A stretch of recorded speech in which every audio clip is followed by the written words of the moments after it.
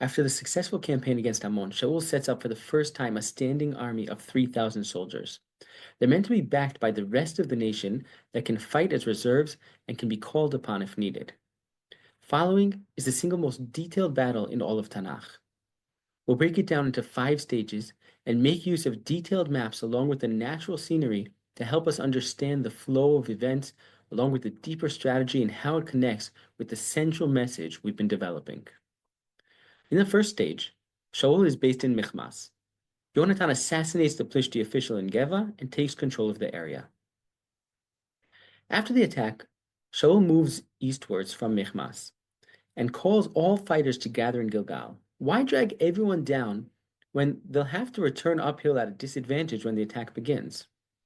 Shaul had to stall for time at this point, as he both needed to gather the rest of the forces to him as best he could and wait for Shmuel, or at least try to.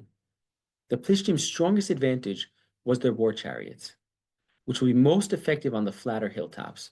Going down to the desert ravines to the east leaves them less than a day's march back to the battlegrounds, but places them out of reach of the Plishti war machines. In addition, gathering in Gilgal also had a symbolic element to it, which could prove helpful. We see that Am Yisrael was clearly frightened, but Shaul needs them to gather strength and report to him to prepare for war. Being as they recently gathered here and expressed their commitment to follow him as their king, and their reminder of their success against Ammon, perhaps this would raise morale and bring more of the nation to find the courage to show up. At first, this tactic seemed to have worked, as the nation rallies to back Shaul, until they begin to hear how aggressively the Plishtim are amassing troops and advancing into the mountains. At that point, many of them begin to scatter. Joel has no choice and decides to advance back up the hill nevertheless.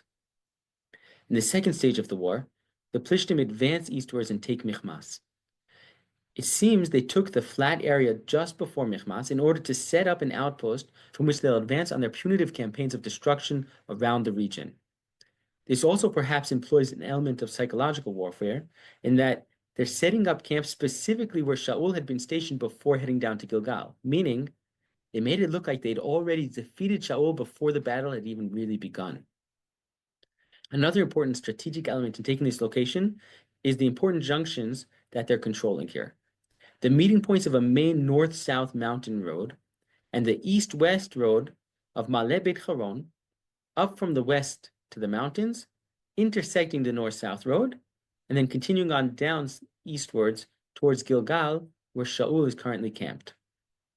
But the main reason we'll focus on is, of course, that taking this east-west route and the strategic junction mentioned a moment ago follows the central strategy we've already identified earlier, namely dividing the nation so that it'll be easier to control us.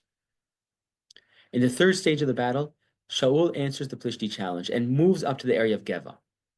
He couldn't go back to Michmas at this point, as the Plishtim are there, and Geva is out for now, as he probably was not looking to meet again with Shmuel at the moment. So he sets up camp directly across from the Plishtim in the area of Geva or Jabba of today. Coming from Gilgal, Shaul could have reached either north or south of the Plishtim, based on the different available routes from there. But perhaps Dafka going towards the side still within Binyamin, but closer to Yehuda, is showing that he accepts the challenge and is ready again to stand and face off against the Plishtim.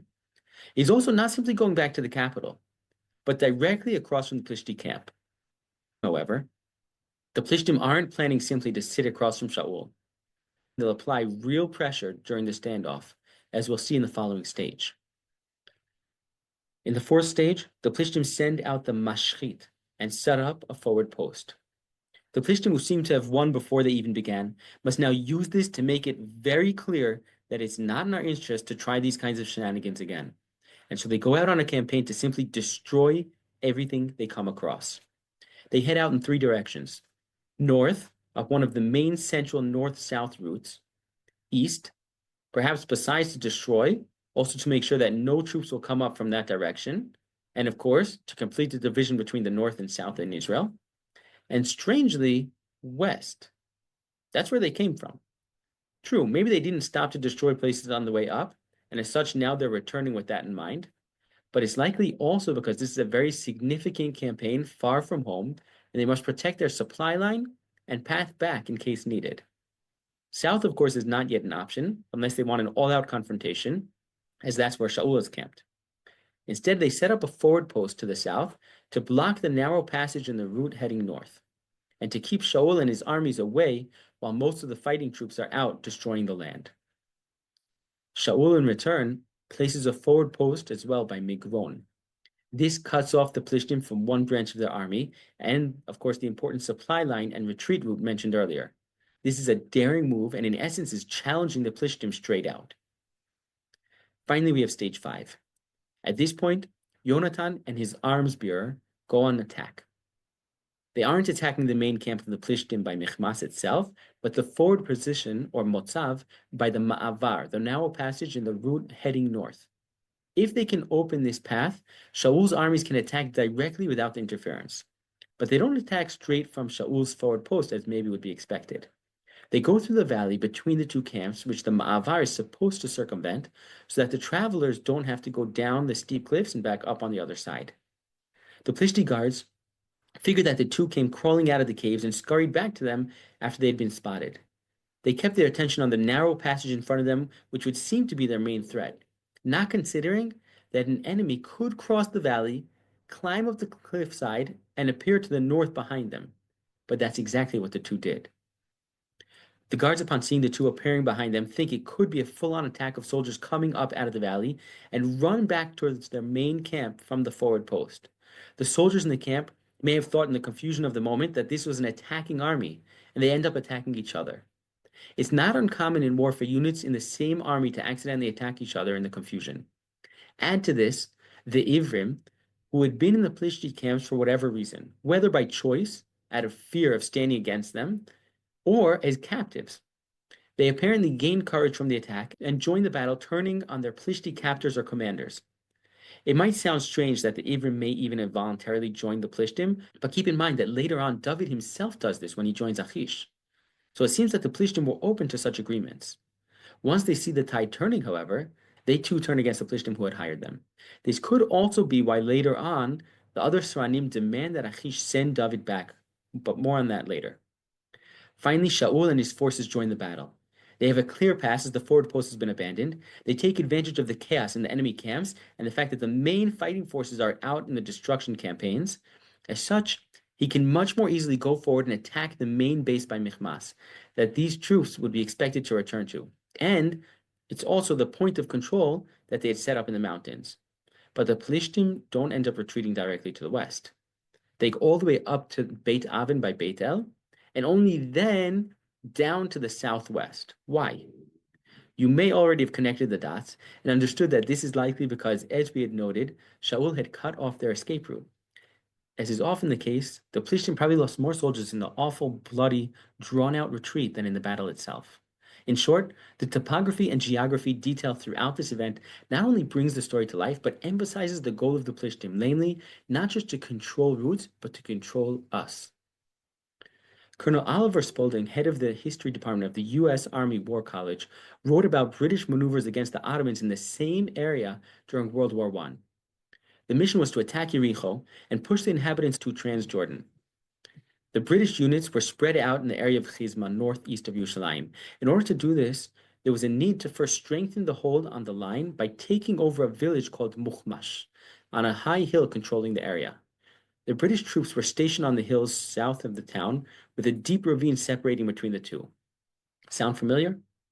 The plan was to make use of artillery cover and set out on a frontal attack by daybreak. Everyone went back to the camps to rest up before battle. One brigadier major couldn't remember why the town's name sounded so familiar to him. Back in camp, he opened his Bible to the Perek and by candlelight in his tent began to read. He read how the two climbed up in the shadows of the cliff, which hid them until the moment of attack, surprising the enemy and sending them into a commotion, apparently thinking that they were surrounded. They scattered in retreat in the ensuing chaos, attacking each other, with Shaul's army joining in on the attack at this point, leading to his first win against the Plishtim. The major thought to himself as he reviewed the briefing he had just received, the topography is almost exactly the same as described from back then. He quickly woke the brigadier general, and the two reviewed the chapter together. The general sent scouts who returned and reported that, in fact, there were only a few Turkish sentries guarding the valley pass. The two cliffs, the incline, and the small clearing before the town are still today as described. On the spot, the general changed the plans, and instead of sending the entire brigade, a single infantry platoon advanced in the dark of night. The Turkish sentries in the valley pass were taken out in silence. They passed between Sene and Botset's cliffs and climbed the incline, and before dawn, found themselves on the same clearing by Mikhmas. The Turks woke thinking they were surrounded by Allenby's army and ran for their lives in complete chaos. That night, they killed or captured every Turk in Mikhmas. Thus, the British force replayed after thousands of years the same daring tactics as Shaul and Yonatan, and they too succeeded. At this point, Shaul and Am Yisrael have achieved independence from the Plishtim, at least for the moment, and can now go on to fight the nations around causing us trouble, including Amalek.